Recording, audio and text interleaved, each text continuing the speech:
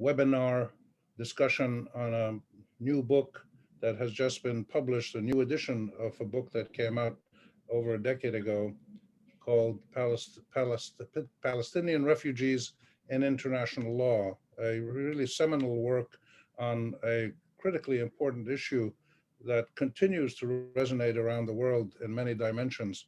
And the legal dimension is one that will always be there for people to explore and will have to be used to resolve the Palestine-Israel conflict one day. That day hasn't come yet, but one day it will. And this book is really a tremendous piece of work that provides just about every bit of information that you would want to know about this issue, the status of the refugees, where they are, the background to their diaspora, their conditions, the legal protections they have, the lack of legal protections they have, the history of drawing on the law or ignoring the law.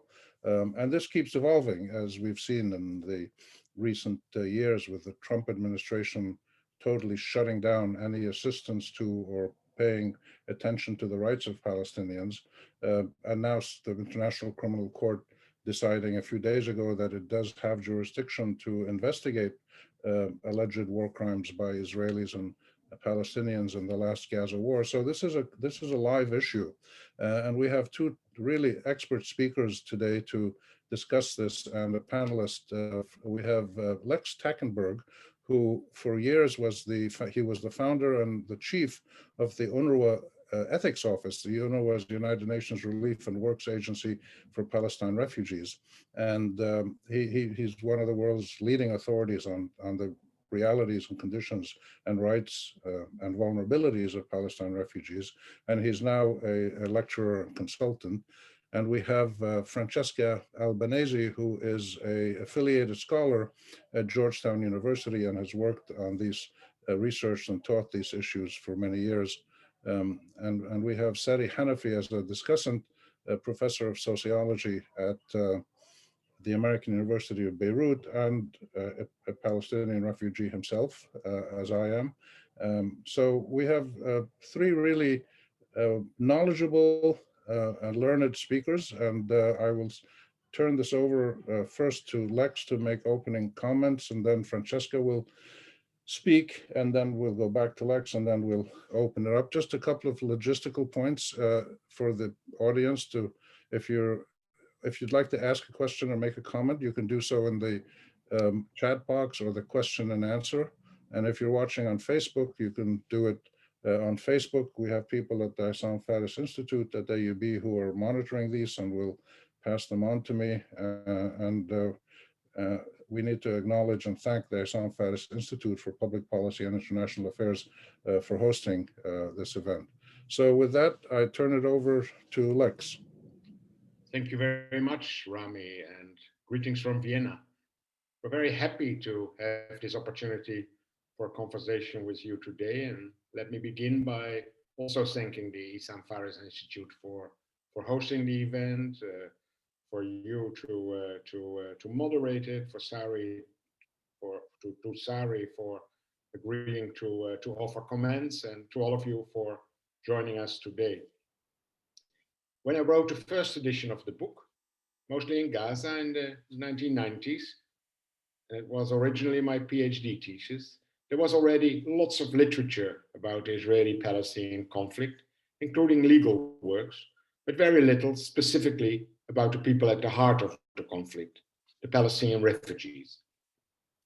As a young lawyer, working with the Dutch Refugee Council first, and then with UNRWA, the UN Agency for Palestinian Refugees, I had considerable difficulty in understanding why the Palestinian refugees were the only group of forced displaced with a different treatment to other refugees under the international refugee regime.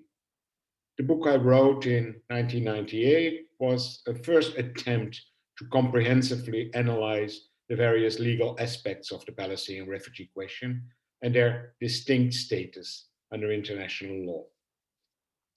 The first edition, written at the time of the Middle East peace process, reflected the optimism of the time, including the expectation of the establishment of a Palestinian state, which many believed would help resolve the refugee question.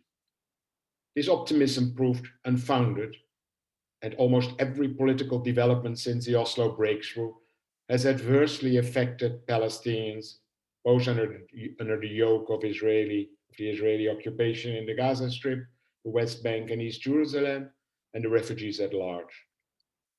One of the few positive developments brought about by the Middle East peace process has been the increase of legal literature and research on the Palestinian refugee question by scholars and practitioners and Palestinian refugee organizations like Badil.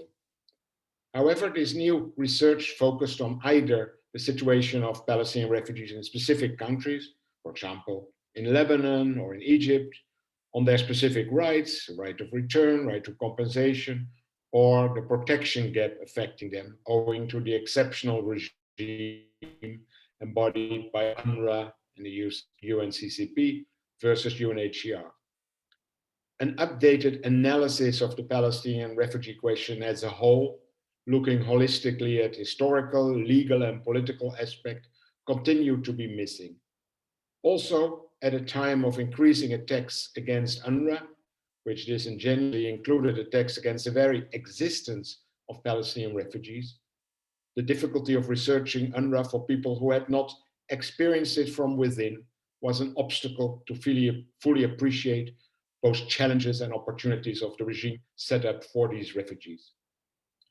Thus, whilst continuing to work with UNRWA, it gradually dawned on me that it would be important to update the book. As I dreaded having to embark on years of solitary confinement to accomplish the task, I decided to look for a co-author. That turned out to be an undertaking, as I needed a good international lawyer with a solid understanding of the question of Palestine and the Palestinian refugee issue, but also an excellent researcher and networker, as there was a lot of new literature and many more were engaged on the issue than 20 years ago. Last but not least, I needed someone with their heart in the right place. Having worked with Francesca during her tenure with UNRWA, I felt that she might fit the profile. Though it took patience and perseverance to convince her to accept my proposal, she rapidly proved to be the perfect choice. Not only did she agree to be my partner in crime, she also accepted to act as the principal author, taking the lead in the drafting of what essentially became a new book, reflecting the wells of developments and knowledge that we were able to tap into. For me, the experience was totally different than the mostly solo exercise of the writing of the first edition. My role this time was to offer strategic support, to brainstorm with Francesca on how to tackle dilemmas we encountered on the way, to review the various drafts, but also to tap into my extensive network of academic and other contacts relevant to the book. The result is a much better, much richer book. As she has been the lead author, it is only fair that I ask Francesca to present the book to you. Francesca, the floor is yours. Thank you, Lex, and greetings from Indonesia, everyone. Thank you for participating in this event. I'm pleased to share what our book is about, especially with the friends at AUB and the Eastern Far East Institute in particular, which so generously hosted me during the first stint of my research for this book 5 years ago. For this audience, I probably do not need to go in great detail about who Palestinian refugees are. At large, those who were dispossessed and displaced in 1947-49 and 1967 and never allowed to return to their homes. But I'll just remind that today, numbering over 7 million out of 30 million Palestinians globally, they are mainly in the Middle East, including the occupied Palestinian territory, Jordan, Syria, and Lebanon, where UNRWA, the UN Relief and Work Agency for Palestine Refugees, operate, and other Arab countries from the Maghreb to the Gulf countries, but also in Europe, the Americas, and increasingly the Asia Pacific and Africa. Historically, Israel's denial of the right of the refugees to return to their homes, both those displaced in 1947-49, as well as Israel's mass denationalization of Palestinian refugees in 1952, and those displaced in 1967 has made any other solutions for these refugees unfeasible. This has left the majority of the dispersed Palestinians with a precarious legal status, largely stateless refugees, and vulnerable to further displacement. From a legal standpoint and moral, as our friend Sari Hanafi would remind us, the situation of these refugees scattered around the world remains to be resolved in line with international law and relevant UN resolutions. And though being lawyers, Lex and I realize that international law per se is not sufficient to capture the complexity of the Palestinian refugee question. What better defines the reality of these refugees, which is not fully captured by one legal category only, including that of being refugees, is that of being orphans of a homeland, which was one day and is no more, as Edward Said used to say. And this is why legal scholars and researchers need to make the extra effort to embrace a broader approach to Palestinian refugees that includes historical and socio-political aspects. With this in mind, 5 years ago, when I considered whether to join Lex in his endeavor to revisit his 1998 seminal work, I had some years of experience in the Department of Legal Affairs of UNRWA. That experience convinced me that much more was to be said about the legal dimension of the Palestinian refugee question for two main reasons.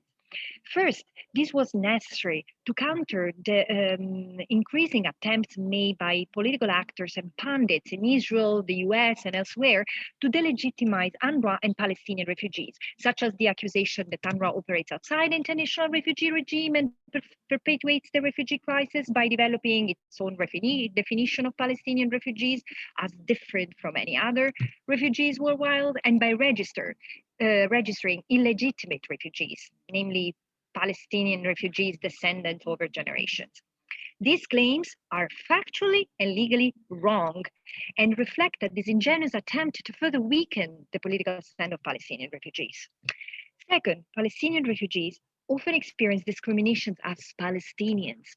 While in other countries, this discrimination is even institutionalized, in other countries, including in Europe, this is more obscure and muted, and it often originates from genuine confusion about who Palestinian refugee is and what is the international protection due to his or her case. Confusion around Palestinian refugee status and rights as refugees and stateless persons, among others, impacts the life of millions of them, still in need for international protection. So, a honest and conducive debate around these issues is necessary. It requires getting the facts and legal meaning thereof straight. This is what we're trying to achieve with this book. Since the early 50s, Palestinian intellectuals and scholars, and later also some Israeli historians and others, have brought the facts that engulfed Palestine since 1947 onward to the fore. But the political debate, and to some extent the legal debate, are somewhat lacking behind. It's necessary in our view to insist on the full picture of the Palestinian refugee question from the origins and evolution to present day, to disentangle them from the too narrow framework of the two-state solution to which they and any discussion concerning solutions for them have become inextricably associated. We have no illusion that international per se cannot provide an easy way out of the current impasse in the Israeli-Palestinian situation. But in our book, we approach it as an indispensable way to challenge the current state of affairs and contribute to inform principled political dynamics in the direction of peace and justice, and more fundamentally, to empower Palestinians in exile. And this is what our book, which is a new book on the foundation of the first edition, from beginning to end aims to do, bringing the facts back to the center of the debate and using the legal lens to analyze their meanings and implications, empowering the individuals caught up in the so-called conflict. In the interest of time, I will share with you the main takeaways of our book, highlighting in particular what is new.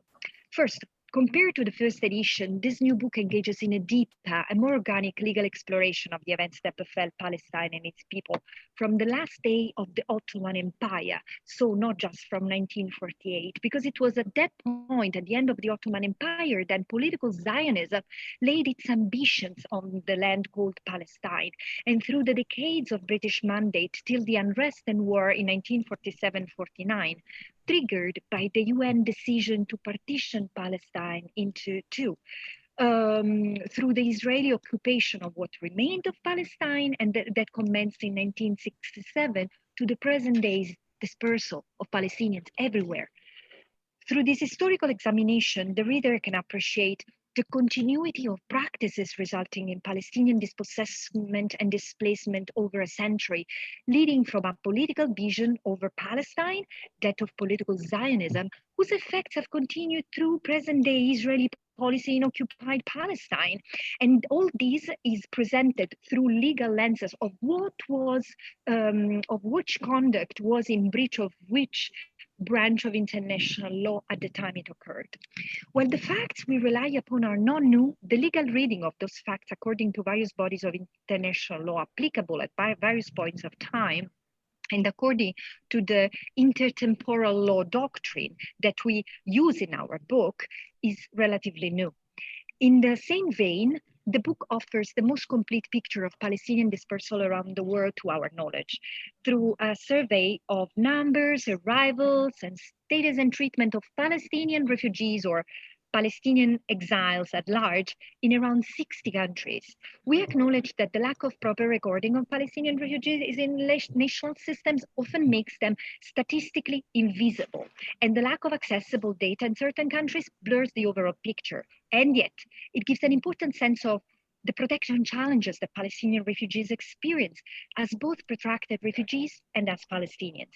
From our analysis, it emerges that together with increasing hardship in accessing international protection in Europe, in North America, the worsening conditions in UNRWA's areas of operations and hostility in the Arab world are pushing Palestinian refugees toward what we call the new frontiers of their exile. And one example is Southeast Asia, where I live, where Palestinians arrive anew as refugees, experiencing all the new challenges.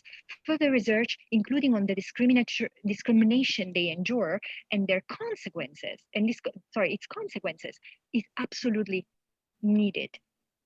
Second, the book provides a new critical analysis of the distinctive regime set up by the United Nations for Palestinian refugees within international refugee framework, moving beyond the exceptionalism through which Palestinian refugees are often analyzed and clarifying the extent to which they are entitled to international protection. And we offer an updated interpretation of the admittedly not very clear Article 1D of the 1951 Convention, the Geneva Convention on the Status of Refugees, which is foundational to the distinctive regime available to Palestinian refugees, which is normally resumed with the partially incorrect formula that Palestinian refugees fall under UNRWA's mandate, while all other refugees worldwide fall under UNHCR's mandate. This is a key issue, so I will spend some extra words on it. But let's start from some apparent facts. And first, unlike any other refugee today, Palestinian refugees at large do not fall under UNHCR's mandate, but rather UNRWA's mandate. Second, unlike any other refugee today, Palestinian refugees at large do not fall within the purview of Article 1A or 2 of the 1951 Convention. And the non-lawyers among you, please bear with me. This article is the one which defines who is a refugee, namely a person who's outside his or her country and unable or unwilling to return out of fear of persecution.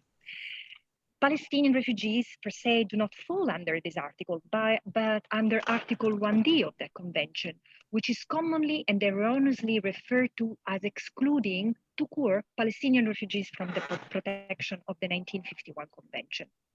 These facts I just mentioned have led to one of the greatest misconceptions in refugee studies, that Palestinian refugees are lesser refugees than others and enjoy less or no protection at all as refugees. But this is factually and legally wrong as well, because why is true that there is a distinctive regime for them within the very scope of the definition who is a refugee that has historical reason and doesn't exclude Palestinian refugees from international protection. The contrary, it recognizes their status as legitimate refugees, but through different arrangement. And let me explain.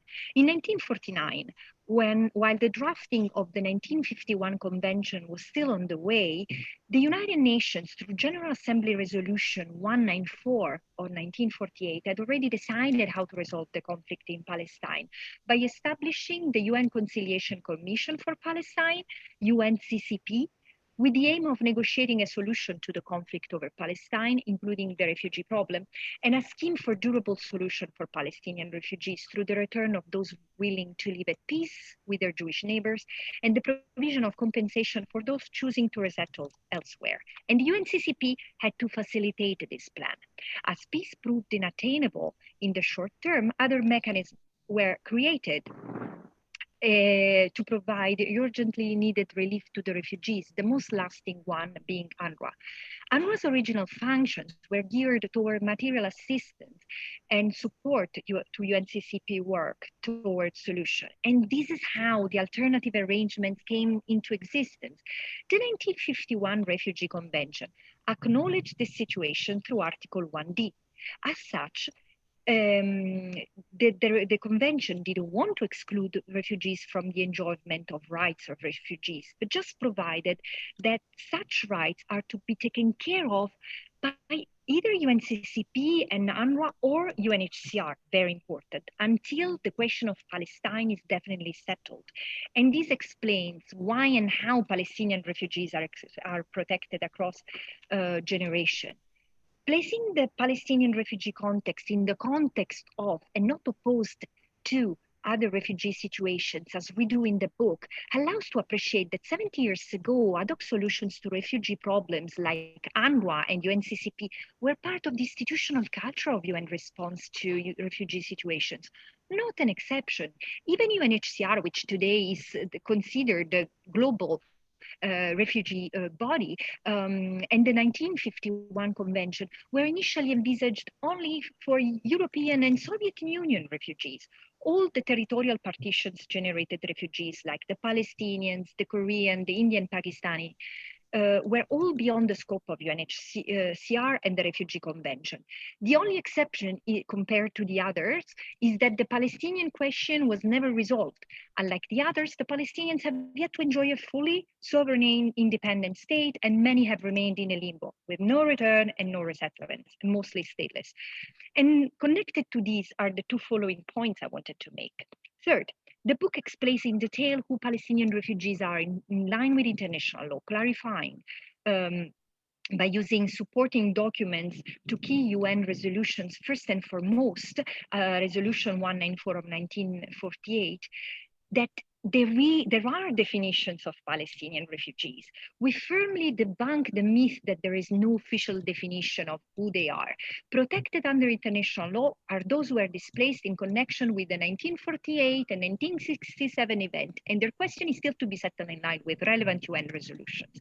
These include both those who were originally displaced and their descendants, as it happens, and there is no exceptions for Palestinian refugees, or all protracted refugees around the world, though including the 16 million under UNHCR mandate, are refugees across generations, and again, nothing exceptional there.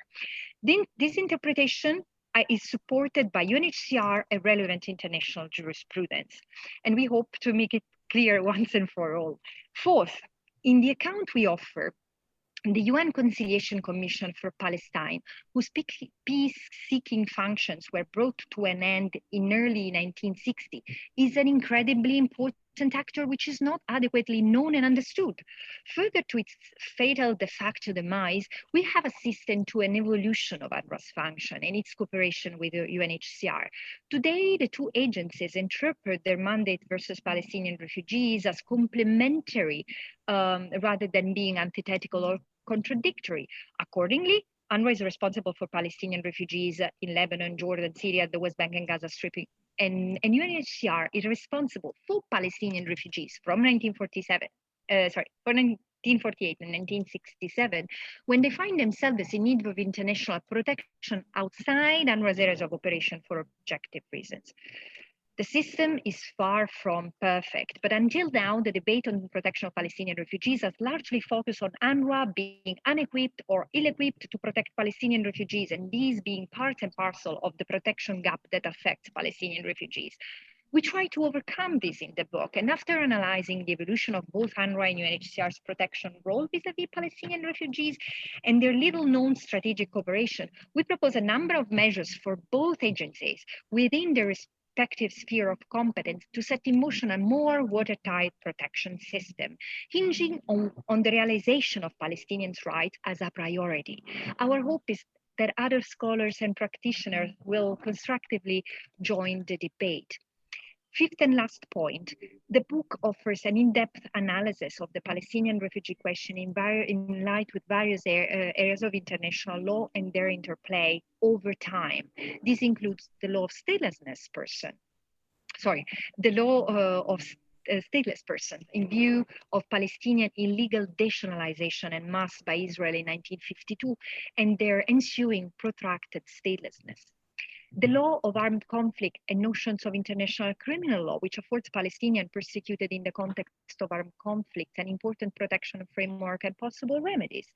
International human rights law, which is particularly relevant, especially for Palestinian refugees living in countries that have not ratified the Refugee Convention, but are bound by legal obligations to protect their cultural, civil, economic, political, and social rights as any person under their jurisdictions regarding of their status. And we also analyze how the recommendations of treaty bodies, special rapporteurs focusing on Palestinian refugees, could be a useful tool to make national legislation and policies more compliant to respect Palestinian refugees in exile. Last but not least, international refugee law. In addition to explaining the regime set up by Article 1D, which I just explained, hoping for greater coherence around it, the book explores the significance of recent developments in refugee law and practice to Palestinian refugees, including to break the political impasse. And this part in particular presents a fundamental departure from the first edition, in that the hope that the Middle East peace process, as it was conceived as of 30 years ago, could offer a solution to the Palestinian refugee question is dead. Our main premise is that after 7 decades of unsuccessful attempts at resolving the refugee issue, a fundamental paradigm shift in the approach to solution for Palestinian refugees is needed. And we argue that first and foremost, the UN must assume responsibility for the pursuit of solution for Palestinian refugees, like it ultimately does for other refugee crises, including large and protracted ones. Since Oslo, the Palestinian refugee issue has been dominated by the asymmetry of power between the parties. And even before then, political expedience has prevailed over the interest of the refugees. And this situation must end. Second, like in other refugee situations, international law must be the framework and lighthouse for resolving the various aspects of the Palestinian refugee question of refugee status, as well as moral, material, individual, and collective justice. And finally, the third element of our proposed paradigm shift addresses the long-held belief that pursuing solutions for Palestinian refugees more holistically would undermine Palestinian rights and claims toward Israel, and as such, jeopardize the Palestinian cause. We make it abundantly clear that this is not the case at all. For Palestinian refugees, the right to return, restitution, and compensation flow from the historic injustice accompanying the birth of the refugee issue. And these have only become stronger with the passing of time and the further advancement of international law. Palestinian refugees should not fear pursuing solutions more closely in line with the global international refugee regime, as many individual Palestinian refugees have done over the years, and others demand. To realize this paradigm shift, we suggest a multidimensional response that takes into account various dimensions of the Palestinian refugee questions, and more importantly, the participation of the refugees, where the innovative part compared to the past approaches is much in the process than in the substance. So I'll stop here and let Lex share some concluding remarks on what we concretely mean by that. Over to you, Lex. Thank you, Francesca. We argue in the book that the 2016 New York Declaration on Refugees and Migrants provides a unique opportunity to realize this paradigm shift. The declaration, unanimously adopted by the UN General Assembly in 2016 in response to the largest refugee crisis since the Second World War, the refugee crisis in Europe in 2014 and 15, the declaration provides a powerful political reaffirmation of the international refugee regime that was put in place after the Second World War and subsequent decades, including the centrality of international law in protecting the human rights and fundamental freedoms of the refugees, and the approach in promoting durable solutions for refugee situations. And once again, this declaration was unanimously adopted by all 193 member states of the United Nations. The declaration underscores the importance of a systemic and comprehensive response in addressing refugee questions. It calls, amongst other things, for the development of a comprehensive refugee response framework for each large-scale refugee situation, including protracted ones. These comprehensive refugee response frameworks are to be developed through a multi-stakeholder approach, with a key role for national and local authorities, international organizations, international financial institutions, civil society, and last but not least, refugees themselves. It also calls for addressing all aspects of a refugee response, including root causes, ending refugee status and statelessness through a combination of durable solutions and humanitarian assistance.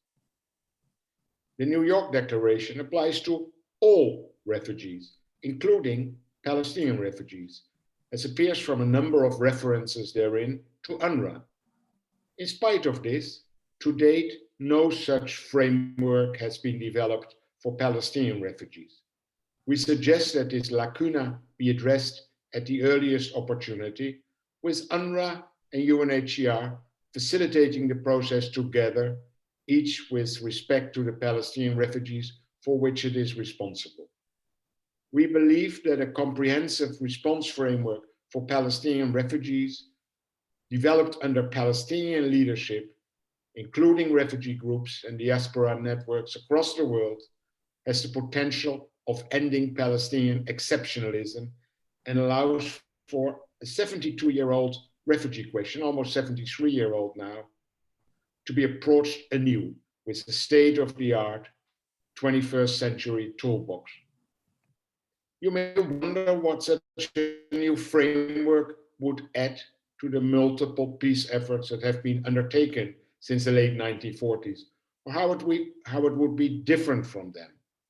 The answer is both in the elements of the comprehensive response framework for Palestinian refugees, as well as in the process of its development, as Francesca already mentioned. So let me first start with some of its key elements. The framework should first and foremost reaffirm the legal regime applicable to Palestinian refugee question, comprised of relevant norms of international law, including relevant UN resolutions, specifying their meaning and implications. This addresses the first element of our suggested paradigm shift and paves the way to a rights-based discourse on both protection and solution, reconciling rights to return to the right to apply for citizenship in other countries, which has been absent for way too long.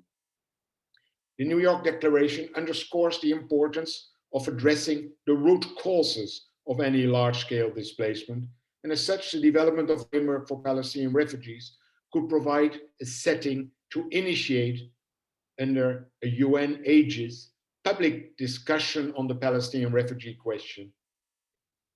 This would include both its origins and constituent elements, what we refer to as the past, as well as the broader context of the unresolved dispute between Israel and the Palestinians, the present, and the unresolved question of self-determination. Certainly, addressing the Palestinian refugee question within the framework of international law means aligning the search for solutions with international law, with international refugee law and practice. A combination of the durable solutions has helped resolve other protracted refugee situations and could help do so for Palestinian refugees as well. This would not mean relinquishing the right of return, but creating a basis and space for the refugees themselves to discuss its significance whilst exploring solutions more holistically.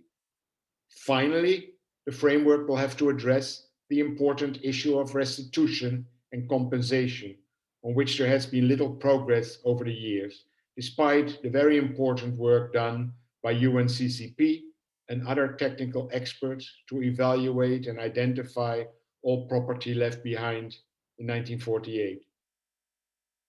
So far about the elements of a framework, then a few final remarks about its development. And as Francesca mentioned, and as I also already mentioned, the New York Declaration calls for a multi-stakeholder approach in developing comprehensive response frameworks for refugee situations. In the Palestinian case, this would require the mobilization of a wide and diverse front of supporters of the framework, including the UN, host countries, both in UNRWA's area of operations and other countries that host significant numbers of Palestinian refugees, donors, and civil society. The Palestinian political leadership and the refugees themselves must have a central and leading role in this process. It should entail consultation at the national, regional, and international level, structured engagement with refugees and host countries, and exploration of the feasibility of various solutions and other measures. In conclusion, we have no illusion that it's going to be an easy road, but we believe strongly that this approach would give no new impetus to international action in favor of Palestinian refugees and their rights. And this does not need to await and could help advance a more positive outlook for the wider political process. On that note, I return the floor to Rami. Thank you, Lex and Francesca. And I must say that what we heard really just touches the surface of what's in the book. The comprehensive nature of this book struck me when I looked through it. The condition of Palestinians today, their vulnerability, their status, the legal issues, the background political issues. There's a tremendous amount of depth and breadth in this book that I've never seen before, and I've followed the Palestine issue all my life. So this is something that is really valuable for anybody today who wants to understand the condition and the rights of Palestinians. And on that note, we will turn it over to Sadi Hanafi to give us his comments on the two presentations we've heard and any other points that he would like to mention. Tfaddal, Sadi. Thank you, Rami. I enjoy so much your presentation, Lex and Francesca, and actually I enjoy reading the book. The first time I read the first version, actually when I heard I became the director of Shamil, the Palestinian Center for Refugees and Diaspora in Ramallah, and so really I hold the book in my office like a Bible, where I from time to time I I look at it before I do interviews, etc. I learn so much things, in spite of the fact that I grew up in refugee camps. I am refugees, but really I learn so much, specifically some controversial issues, whether we can be seen in the lens of statelessness or just refugees. And I think Lex's contribution in the debate in that time, in the late 90s, I think it was very important to say we can see it in both sides. I mean, it's not either or. I mean, this was a meta narrative, if you like, that no, we are not stateless. In any case, I think when the part of the book I was able to see in the new version, I mean, I saw really it looks like a new book. Amazingly, if the first one is written with optimism of Oslo, the other one is really replied to a very complex context that the Palestinian refugees they face themselves now, and I think this is the beauty of the book, that is not anymore international law is seen as one of the tools, and really there is the language of a community, Palestinian refugee community inside, right-based approach, consultation with refugees, etc., and actually to have a political leverage. It was reminded if one day we will succeed to have a solution for Palestinian refugees. So let me say that, in fact, first of all, I would say the title of the new book doesn't give really justice to this book, because it's not only about international. I will guarantee to you that some of the chapters I will teach them in my class of sociology. It's also sociology of Palestinian refugees. Francesca, what you did, I think it's amazing through the 5 continents to show us really cases where me, Palestinian, I'm not aware, for instance, the situation of Palestinian refugees in Yemen, in Malaysia, in Singapore, and so on. So this is really, I should highlight it.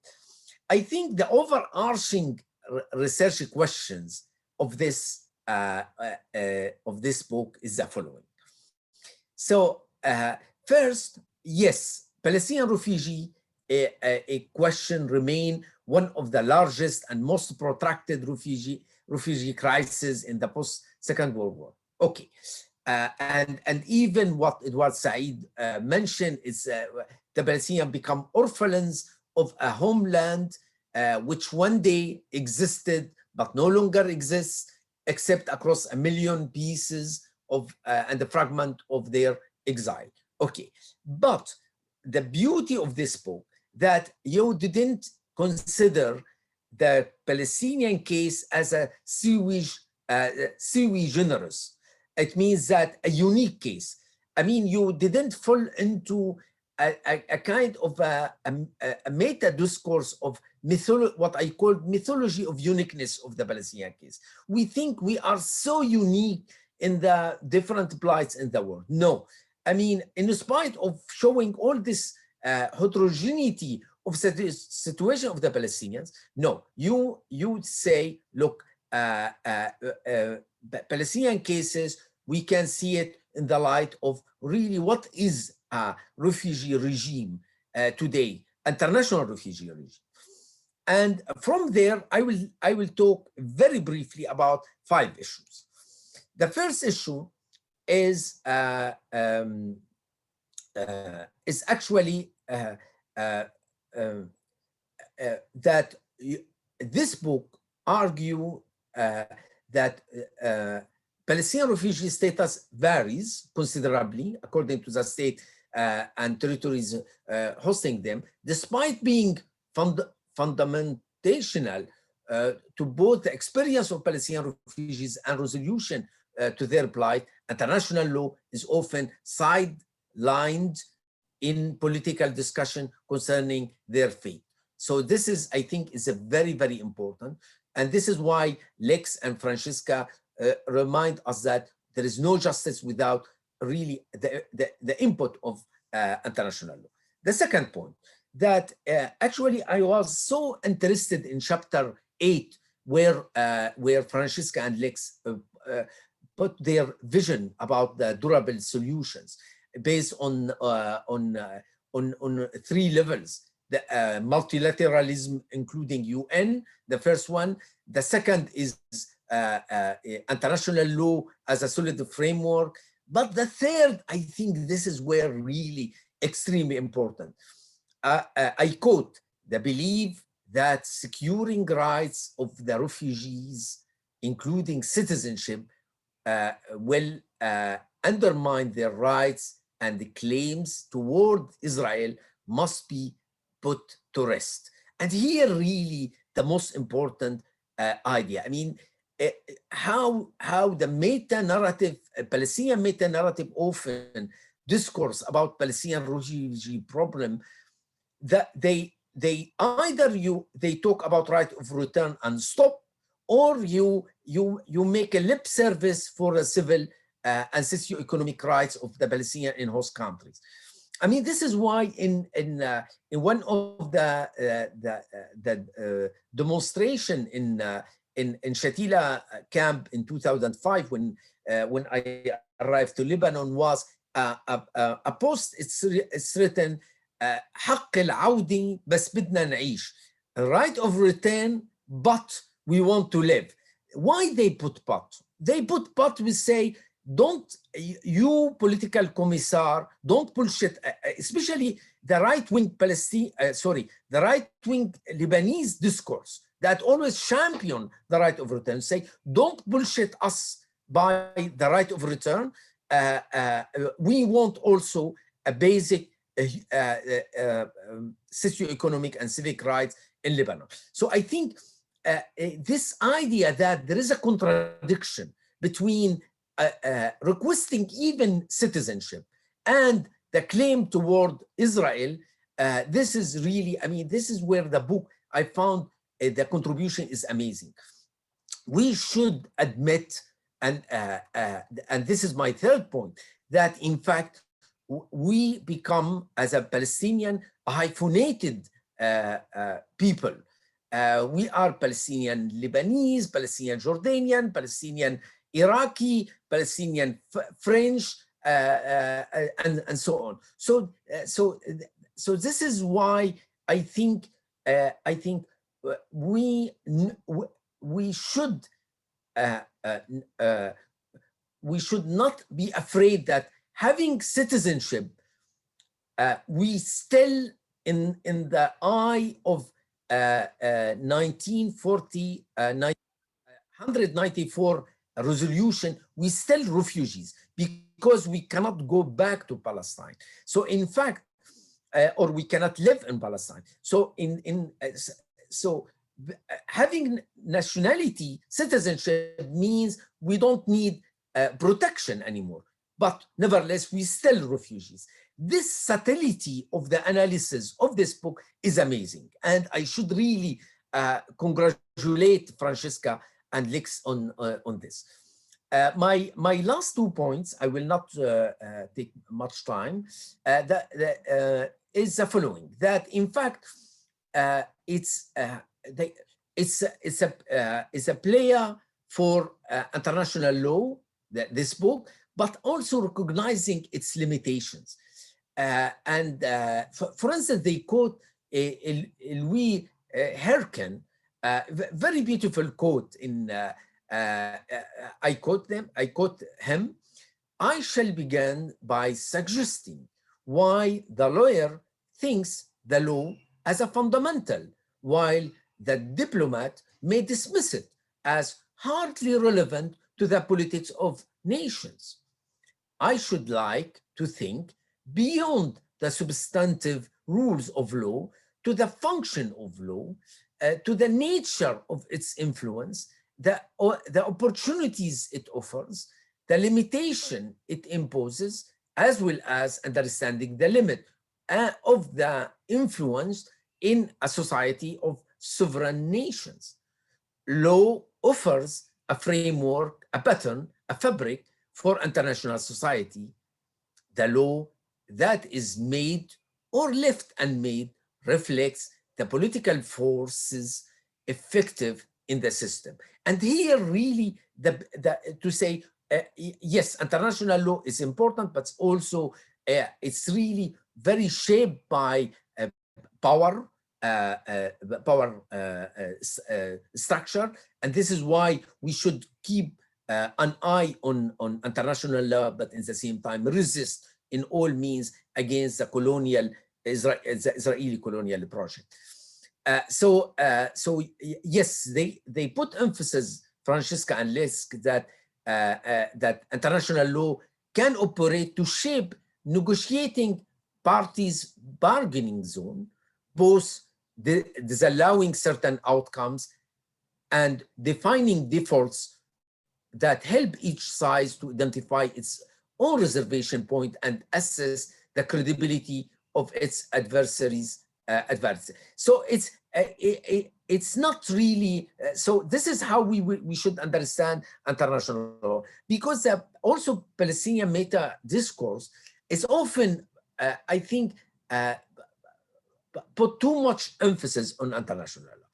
My last point is really that they, Francesca and Lex, go beyond the law to think Palestinian issues as an ethical issue. And here, the importance of when they call, they didn't much use transitional justice as a framework, but I think more and more, and someone who teaches transitional justice, I know more and more we moved from thinking transitional justice and its 5 mechanisms, if you like, vetting, right for the truth, compensation or reparation, sorry, vetting, and things like that, to think transitional justice not post-conflict, but prepare it while we are in the conflict. And I think this is the beauty of their call, that we need really to have another approach to the Palestinian refugee issues by thinking it morally and ethically, and then we have a different agenda, a parallel agenda to what can be negotiated with the official Israelis, is really to work a sort of reconciliation, is to deal with all the issues related to Palestinian refugees, not vis-a-vis Israeli claims, the right of return, but also vis-a-vis the host country claims, and the abuse that they got the Palestinians in the host countries is deserve really to think, to use many of the mechanisms of transitional justice to alleviate some of the Palestinian suffering. I will stop here. Thank you, Seri, and thank you to Lex and Francesca. I just want to make one or two quick comments to start the discussion and questions.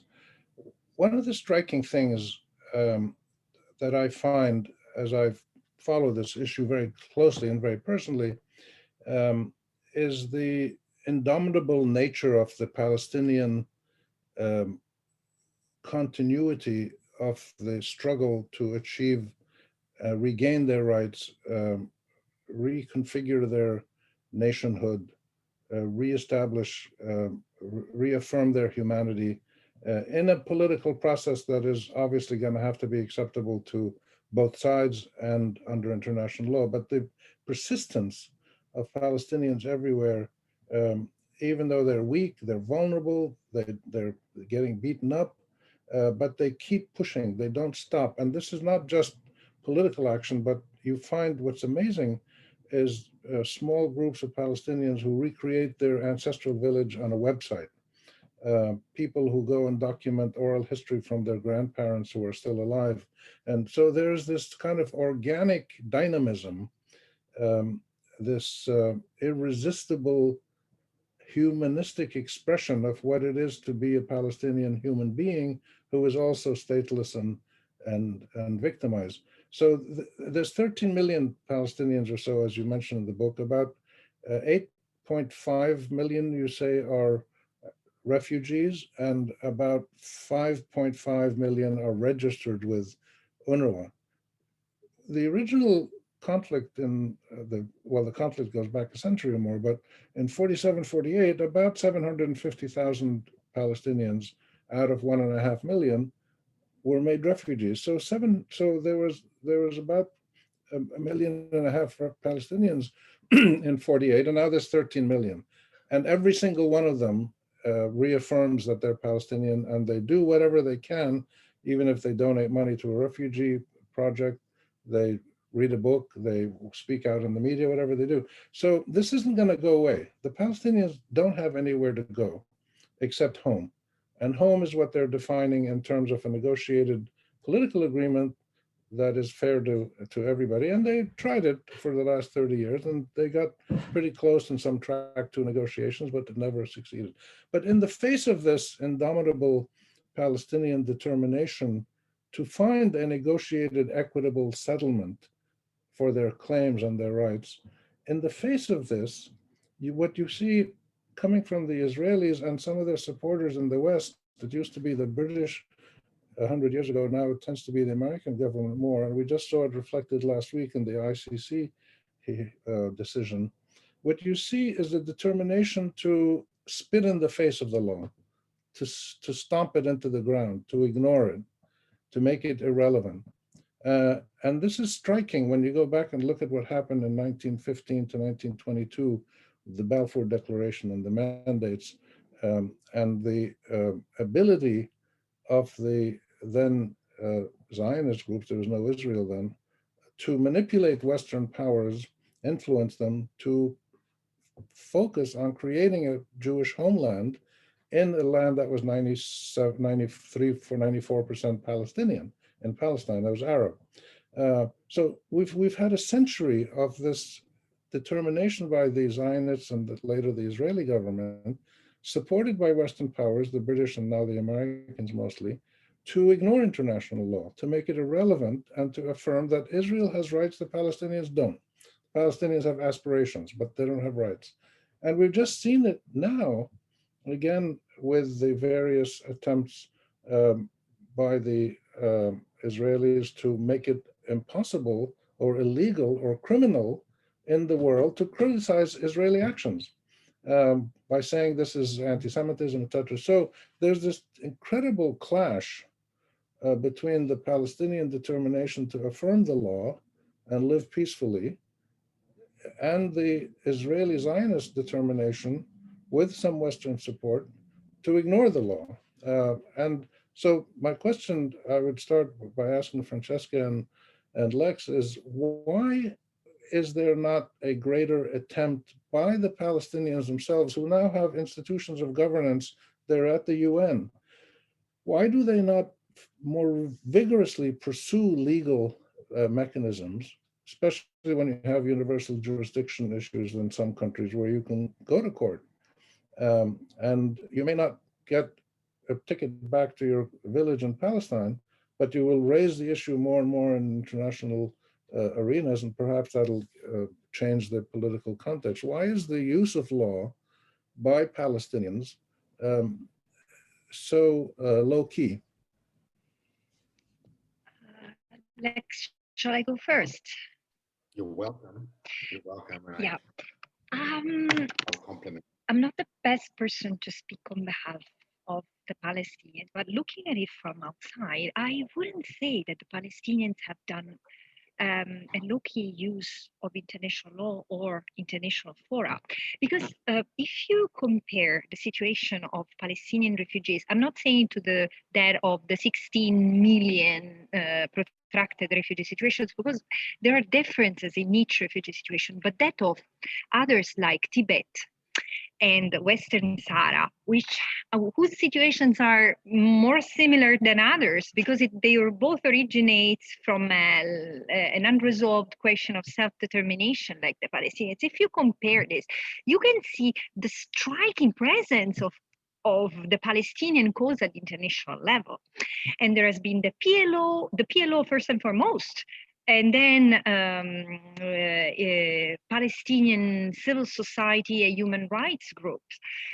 So the sidelining then we can argue whether it has been the most effective, the campaigning on the right of self-determination, the shifting, which is sacrosanct, by the way, and the shifting toward statehood, we can argue about that. But I think that the Palestinians all have tried to use international law, and that actually they have been the first to claim that what goes on what has always been going on in Israel, Palestine is a settler colonial paradigm and it's apartheid. Now it's said by others and it captures, it makes the headlines, but the Palestinians have always said that and have always called for the application of international law as it is. The reason why international law has been systematically sidelined is because there has been very little traction and very little interest by those with big stakes in the matter, the large powers supporting Israel, to use it. And then little by little, especially since the Oslo process, the question of the Palestinian refugees and their rights in particular has disappeared from the international debate. This is why I often underscore the question of empowerment. Let's start from making sure that Palestinian refugees, wherever they are, can get their rights respected and fulfilled, because they are the first who can make this critical mass of voices demanding justice and also pushing for changes at their national constituency level. Can I compliment?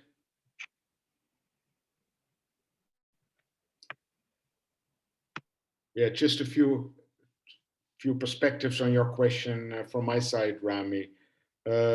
First, there is the general sort of reality that the enforcement of international law, more generally, is still relatively in its infancy. I used to study international law in Amsterdam in the late 1970s, early 1980s. And I recall very well my professor of international law, Herman Meyers, who told us students, the 20th century was the era of the codification of international law, and in particular, the international human rights regime and the refugee regime after the Second World War.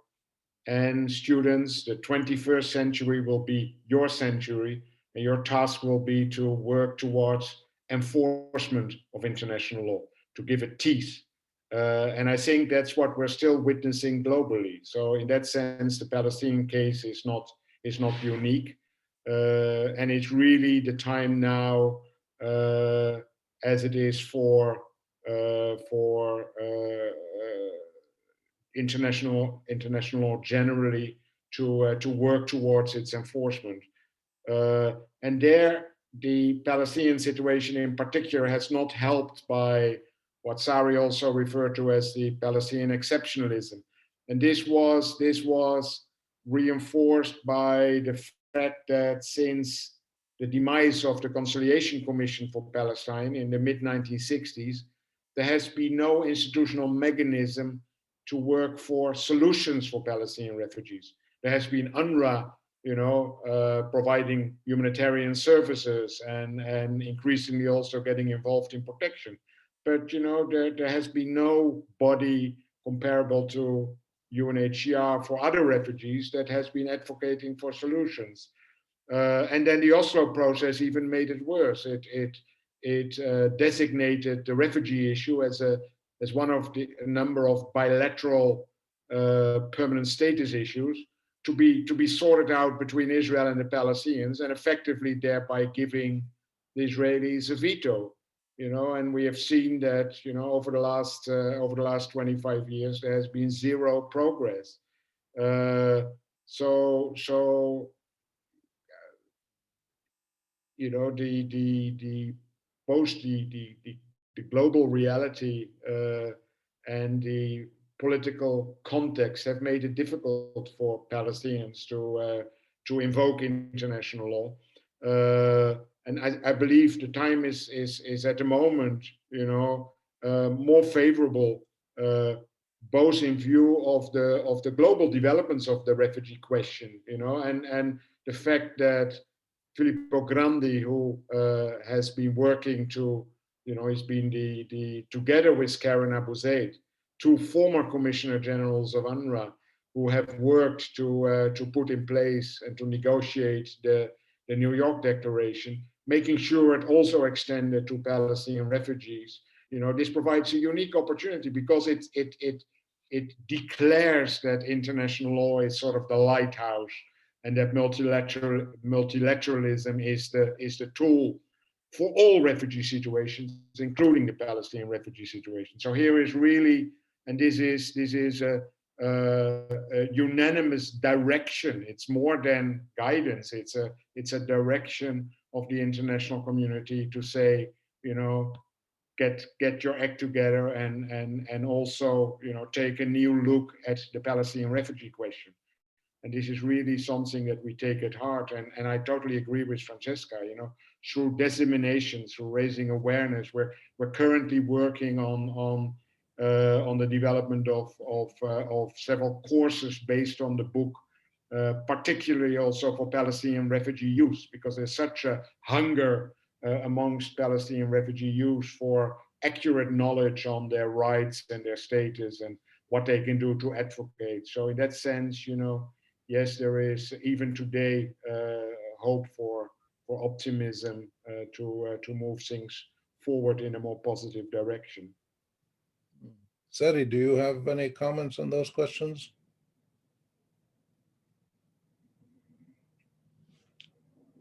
You're muted.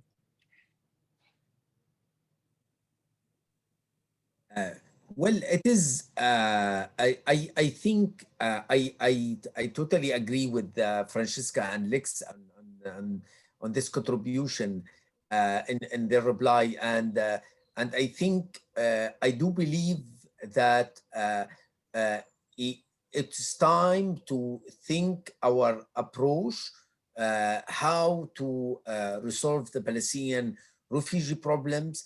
And I see empowering refugees. This is definitely the first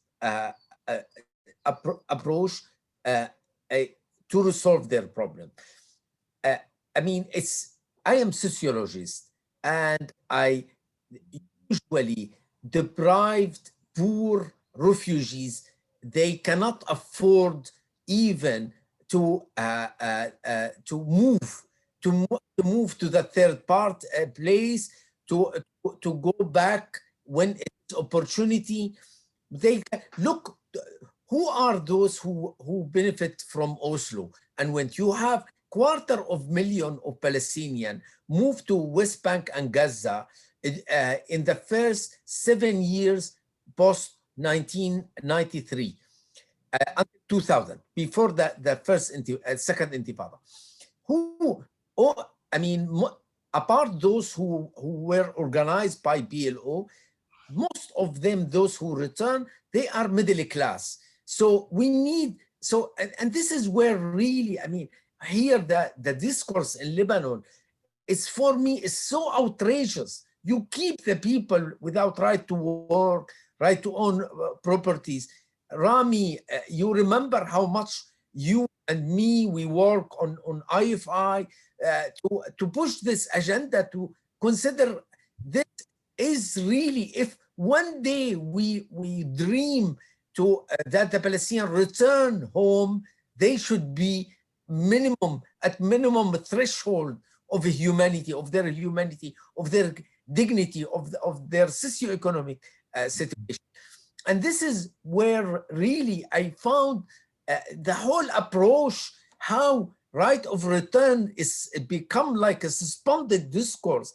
It's like really, it's like something is we tell people it's when you die you go to paradise. It's like, really, this is the kind of discourse.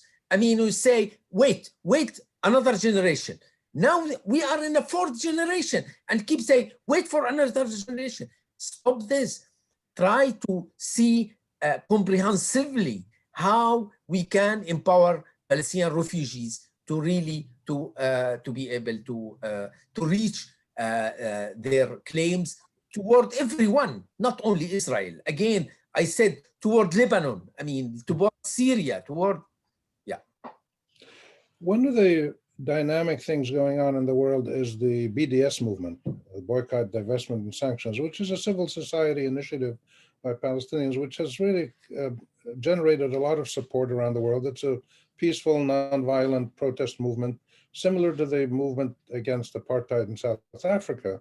And it basically makes the point that if Palestinians are mistreated in Israel and the occupied territories or as refugees outside, if they're mistreated by Israel and not given their rights, then people should not engage with Israel. They should try to isolate it, as happened with apartheid South Africa.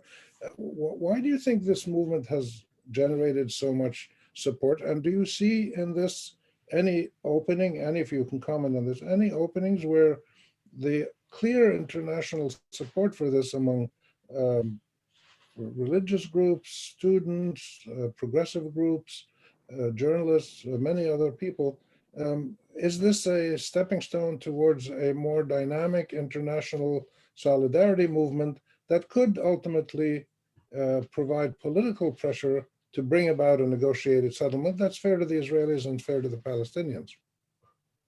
Well, if I may, Francesca, I believe it is, and not only the appeal to it, not just in the region, in the Middle East, but also around the world, in North America and Europe, shows its importance and opportunity, but also the almost the dramatic opposition of it amongst sort of Israeli and pro-Zionist and even moderate groups in many parts of the world, and I would say the overall response, the attack on BDS is through the expansion of the anti-Semitism definition, the IDHA definition, which is trying to, equate sympathies for BDS and support for BDS with anti-Semitism, and therefore, in a number of countries, there are attempts to criminalize this. So that shows the simplicity and the power of its message. If it was not making sense and was not resonating so powerfully, I believe the efforts that Israel is making and pro-Israeli groups are making to counter it, would not have been so strong. And definitely, in spite of the still the international community sort of holding on to the two-state paradigm, the two-state mantra, and thereby continuing to sort of give Israel its veto over any progress with respect to, the negotiations, including, progress with respect to the refugee issue. You see that at this civil society level, through BDS and through parallel efforts, there is a lot of action, and BDS is having an impact. There are, I'm originally from the Netherlands. In the Netherlands, a lot of banks and pension funds are divesting from Israeli banks and Israeli funds because they they're not concerned about sort of legislative action. They're concerned about what their clients are doing, and there is increased demand, and it ties in with a more global demand for more ethics and integrity in doing business. So this impacts the quest for justice in Palestine as well. So I definitely believe that this is a very significant development, and it will reinforce, it will put pressure on national parliaments, on politicians, put pressure on mainstream media, and so forth, in a direction for justice. Can I? No, please go ahead. Go ahead. Just a small comment on what Lex said, which I fully subscribe. But this is an example of how international law can be used in an effective way and with very concrete goals in mind, because actually BDS originated from the decision, the advisory opinion of the International Court of Justice on the legality and on the legal consequences of the wall that Israel was building in Palestine in 2004. And it's interesting to see the kind of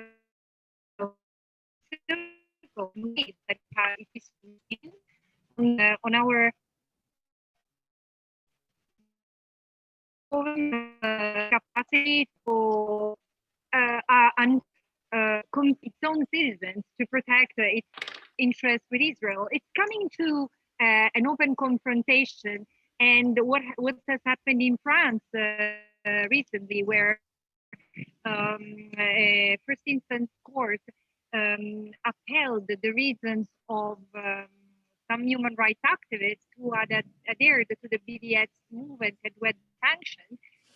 In the case, upholding the reasons of the BDS movement was a way to reaffirm freedom of expression, and this is what it boils down to. All right, Seti. Yeah, thank you. Absolutely, I totally agree with Lex and Francesca. However, Francesca, I see BDF as an extremely beautiful example of the turn on looking to Palestinian-Israeli conflict. I mean, these people really, I mean, they have no power. They, of course, in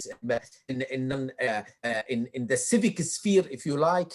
And I see really the beauty of BDS is that we are not waiting for neither Palestinian National Authority nor a government to move. We can make impact. And really, I mean, it's very interesting why Deutsche Bank decide this, because if you like, the very fact that in the board of these Deutsche Bank that they will discuss the Palestinian-Israeli conflict, this is for me is something important, and this is why, by the way, Israel in the last 15 years, and I read many writing about that, Israel was so troubled by BDS because really it's a from below how you move to claim justice for the anti-colonial project of the Palestinians, because it's really we should keep framing the Palestinian-Israeli conflict that like a colonial project, especially after 67, where really, I mean, it's now where the international law is clearly say, look, let's divide, and then you see where the colonial project every day colonial practice. So I think BDS, and this is why BDS was to connect it to the book of Francesca and Lex. BDS, while the Palestinian National Authority, they said, look, let's make statehood is the ultimate goal, and the other we will discuss it later on.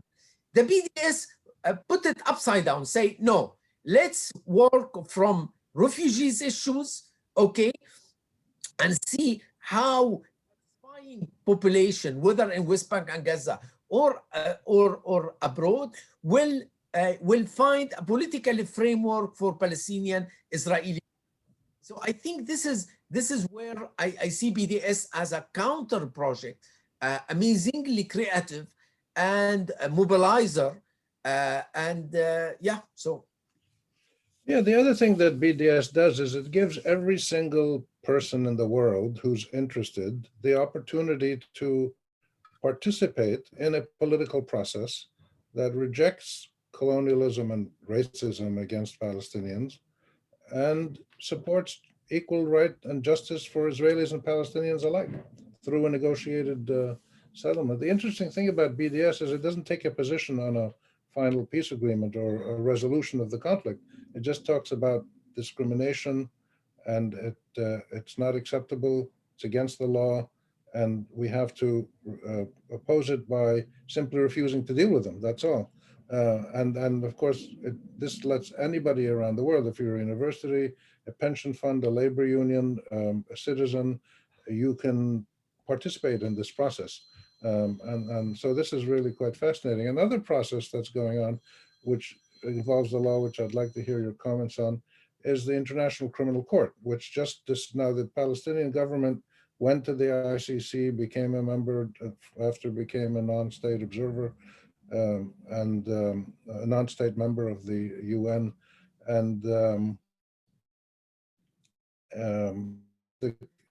case and the ICC investigated and now decided that the Palestinian Authority or the Palestinian leadership or whatever they call it has the legitimate right to raise a case, and therefore the ICC can investigate this claim if they have to decide to go ahead and do that. They've done a preliminary investigation. But and of course the Israelis have responded ferociously as expected, and the Americans have already weighed in, saying essentially we don't like the ICC doing this, and so this is going to be a fascinating political battle, but it's also a legal issue. I'd love to hear your views on what do you think are the consequences of what's going on now with the ICC decision. If it starts an investigation, how do you think it'll have any positive or negative repercussions? You want to start, Lex? Okay, yes, this is a very significant development.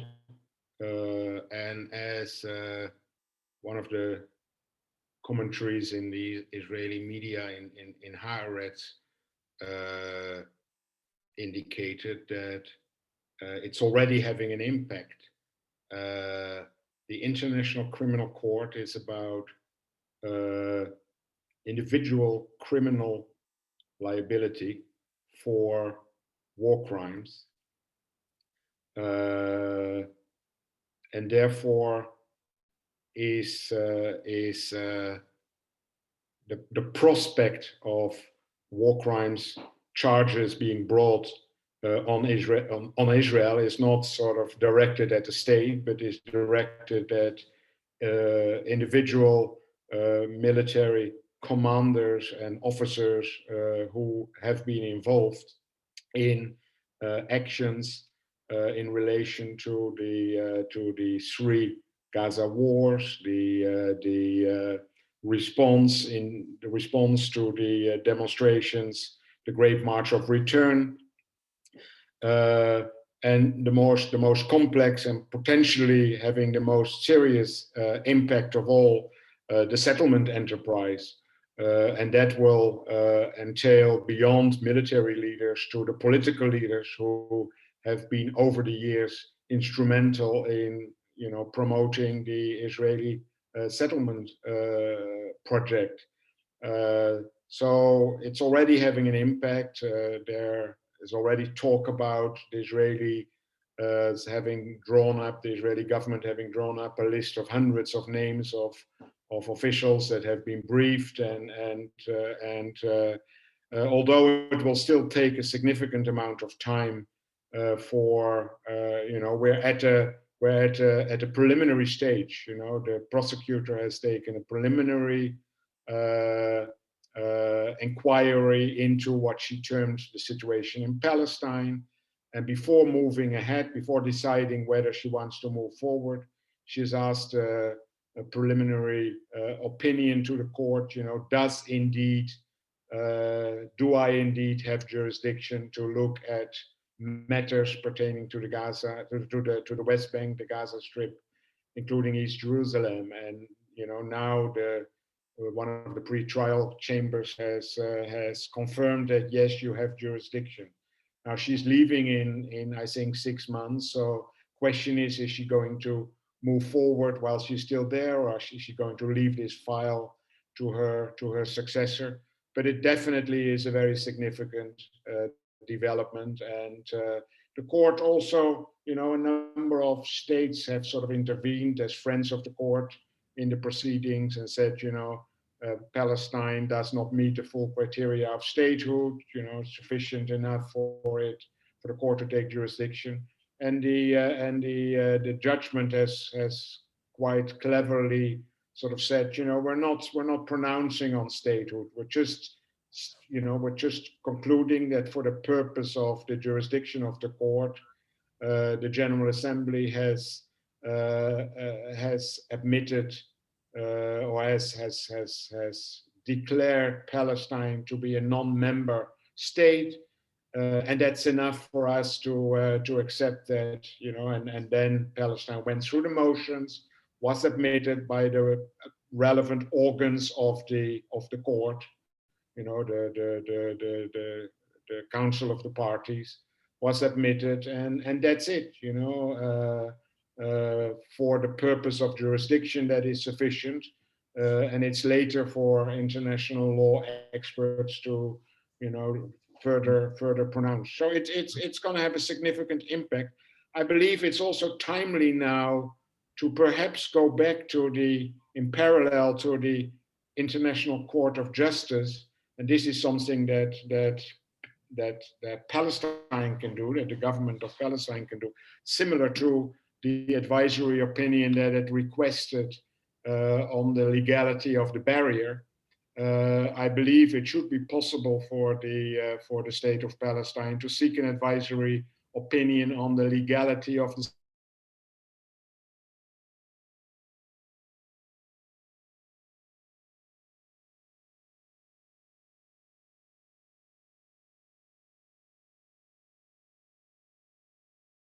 sort of accepts to give a ruling on that would give